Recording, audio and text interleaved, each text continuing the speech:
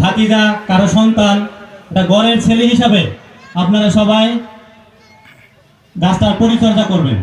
আরেকটা কথা আসলে না বললেই নয়, আমি মূলত আজ থেকে প্রায় 9 বছর আগে সিঙ্গাপুর চলে গেছি। লেখাপড়া শেষ হয়েছে, এই দেশে আসলে চাকরি বাকরি হয় নাই, সিঙ্গাপুর চলে গেছি, কিন্তু এই খেলাধুলা আসলে ছাড়তে পারিনি।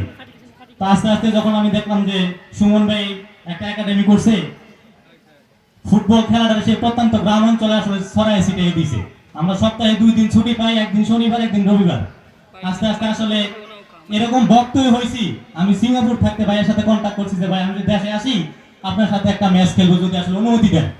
তো আসলে আমার কৃতজ্ঞতার ভাষা নাই। আমি আসছি গাজীপুর থেকে, আমার টিম SRS, আমার আরো সিনিয়র ভাইরা আছে।